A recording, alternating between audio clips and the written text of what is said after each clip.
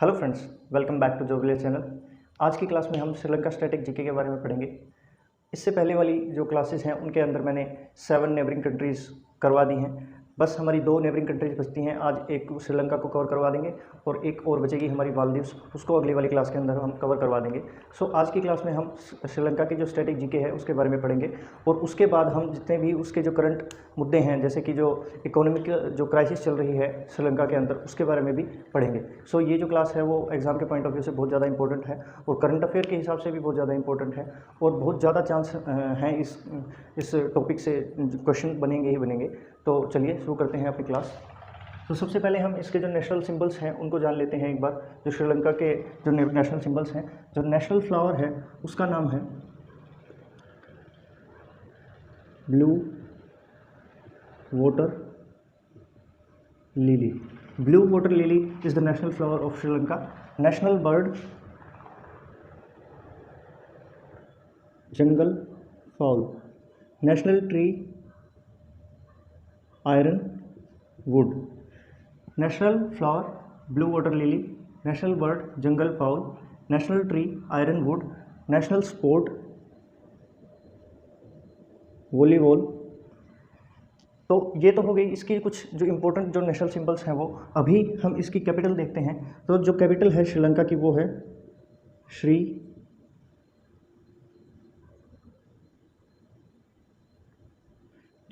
जयवर्धनपुरे कोटे। श्री जयवर्धनपुरे कोटे is the capital of Sri Lanka. और जो कॉमर्शियल जो कैपिटल है श्रीलंका की वो है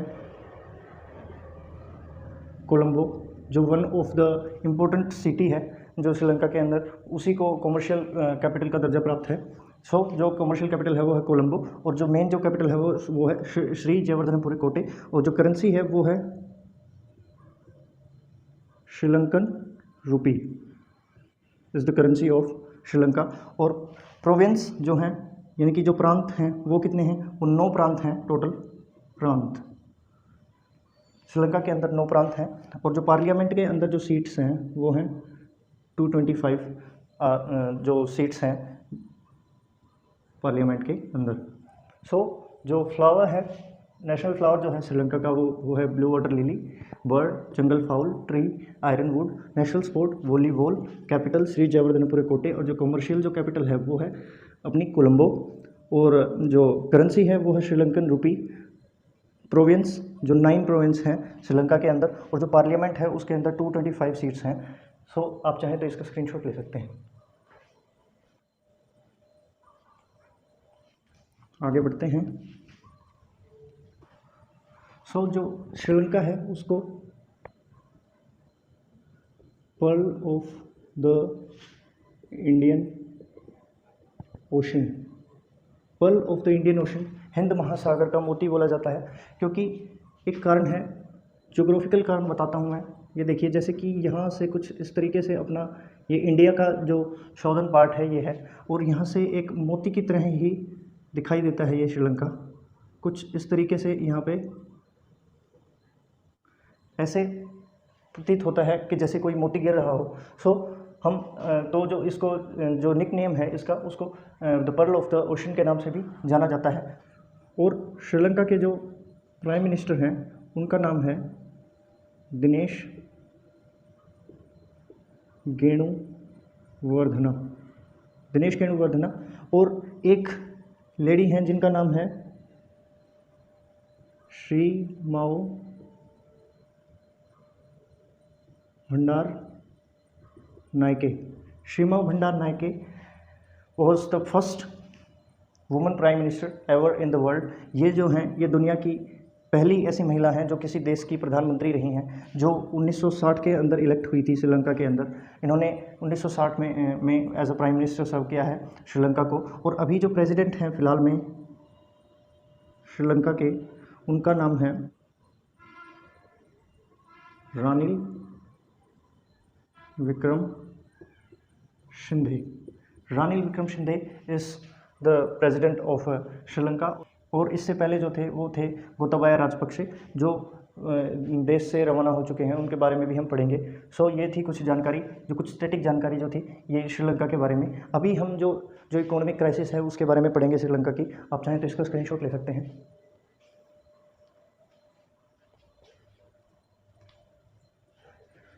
चलिए, अभी हम जो श्रीलंका के अंदर जो इकोनॉमिक क्राइसिस चल रही है उसके बारे में पढ़ेंगे। उसके सबसे पहले हम उसके कारण जानेंगे और उसके बाद हम इस कंक्लूज़न पे पहुंचेंगे कि इसका क्या सॉल्यूशन हो सकता है और कैसे ये जो कंट्री है वो अपने आप को फिर दोबारा से जो इंटरनेशनल मार्केट के अंदर अपना दबदबा कायम कर सकती है। सो चलते हैं एक बार, जैसे देखते हैं इकोनॉमिक क्राइसिस के बारे में पढ़ेंगे। सो जो श्रीलंका है वो 4 फरवरी 1948 को ब्रिटिशर्स से आज़ाद हुआ। इसको स्वतंत्रता मिली, स्वतंत्रता प्राप्त करी। 4 फरवरी 1948 को स्वतंत्रता प्राप्त की। इसके बाद 1983 से लेकर 2009 तक करीबन 26 साल तक यहाँ पर गृह युद्ध की स्थिति रही। गृह युद्ध, जब भी किसी देश का पतन होता है ना, उसके अंदर सबसे जो महत्वपूर्ण जो योगदान होता है वो गृह युद्ध का ही रहता है। यही कारण था कि ये इकोनॉमिकली ज़्यादा डेवलप नहीं हो सकी ये कंट्री और अपने आप को इंटरनेशनल मार्केट के अंदर ज़्यादा उभार नहीं सकी। ये अभी भी एक डेवलपिंग कंट्री ही है इंडिया की तरह, क्योंकि इसके अंदर मतलब अपनी जो इंफ्रास्ट्रक्चर को बढ़ाने के लिए कोई ज़्यादा वो नहीं थे, ज़्यादा तरीके नहीं थे, तो इसने ऋण लेना शुरू कर दिया। तो सबसे पहला तो जो कारण है वही है।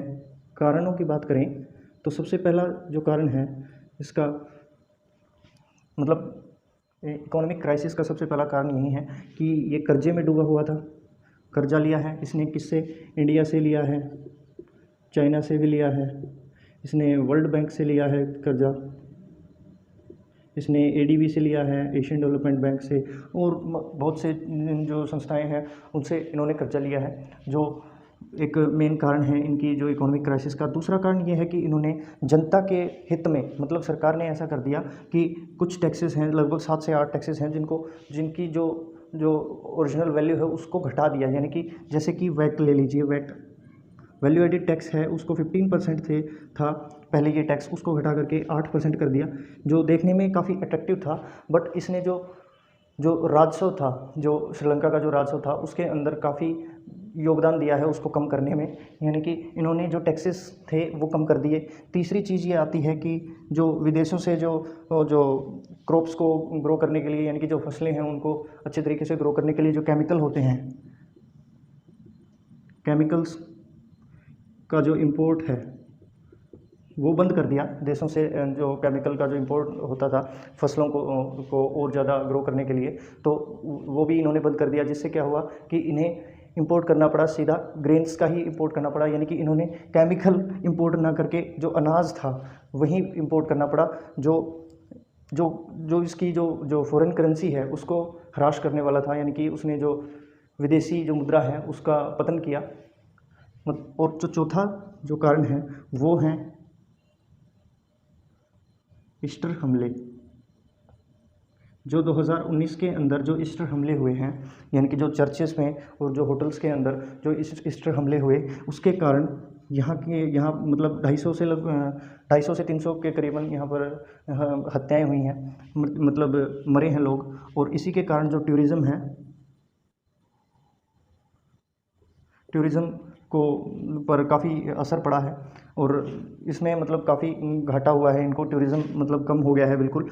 और जो टूरिज़्म का जो भागीदारी है जो श्रीलंका की जो इकोनॉमी के अंदर लगभग 12% के अराउंड है, यानी कि बहुत ज़्यादा है, जो काफ़ी फ़र्क पड़ा है टूरिज़्म में। और पाँचवीं जो चीज़ है वो है कोविड-19 जो 2019 के अंदर आया था, बट जो श्रीलंका के अंदर जो इसका इम्पैक्ट था वो 2020 में पड़ा। और 2020 में भी जो सब कुछ मतलब बंद हो चुका था, शट डाउन हो गया था, जो इम्पोर्टेशन है वो भी बंद हो गई थी श्रीलंका की दूसरे देशों से। तो इस वजह से इस क्राइसिस को बहुत ज़्यादा बढ़ावा मिला। और इसी वजह से आज का जो माहौल है वो ये है कि हॉस्पिटल्स के अंदर मेडिसिन्स नहीं हैं और जितने भी जो पेट्रोल और डीजल के जो दाम हैं वो बहुत ज़्यादा बढ़ रहे हैं। जो आम जो रोज़मर्रा की जो चीज़ें हैं, जैसे कि रसोई का जो सामान है, जितना भी रसोई का जो सामान होता है या फिर ग्रेन्स हैं, उनके जो दाम हैं वो बहुत ज़्यादा बढ़ रहे हैं और इसी वजह से लोगों के अंदर आक्रोश है वो हिंसक आक्रोश में आए हुए हैं। और इसी वजह से उन्होंने जो गोताबाया जो राजपक्षे है उनके निवास के ऊपर भी हमला करने की कोशिश की है, जो आम पब्लिक है उन्होंने तो, और इसी वजह से उनको इवैक्यूएट कर लिया गया है जो फोर्सेस के द्वारा, और अभी वो देश से बाहर हैं। और उसके बाद उन्होंने मतलब प्राइम मिनिस्टर के जो आवास है उसको भी जलाने की कोशिश की गई है। तो ये कुछ जानकारी है श्रीलंका के बारे में, और ये कुछ क्राइसिस के कारण हैं, जो टैक्स के कुछ कारण, मतलब टैक्स को कम करना या फिर बहुत ज़्यादा कर्जा होना, और जो इम्पोर्टेशन था जो केमिकल का वो भी बंद कर दिया इन्होंने। और कोविड और जो ईस्टर हमले हैं वो टूरिज़्म में बहुत ज़्यादा योगदान देते हैं कि उनको जिसके कारण जो टूरिज़्म है उसमें काफ़ी असर पड़ा है और बहुत ज़्यादा कम हुआ है टूरिज़्म श्रीलंका के अंदर, और इसी वजह से उसकी इकोनॉमी को बहुत ज़्यादा असर देखने को मिला है। तो ये थी कुछ जानकारी श्रीलंका के बारे में, आप इसका चाहें तो स्क्रीनशॉट ले सकते हैं। और अभी जो श्रीलंका है वो यही कर रहा है, चाइना और इंडिया से फिर दोबारा से ऋण लेने की कोशिश, और आईएमएफ यानी कि इंटरनेशनल मॉनेटरी फंड आईएमएफ से भी ऋण लेने की कोशिश चल रही है इनकी। और आईएमएफ की एक और पॉलिसी है, वो अगर ऋण देगा तो इनकी जो पॉलिटिकल जो राजनीति जो है उसके अंदर भी वो हस्तक्षेप करेगा, वो इसके अंदर भी अपना हक जमाने की कोशिश करेगा।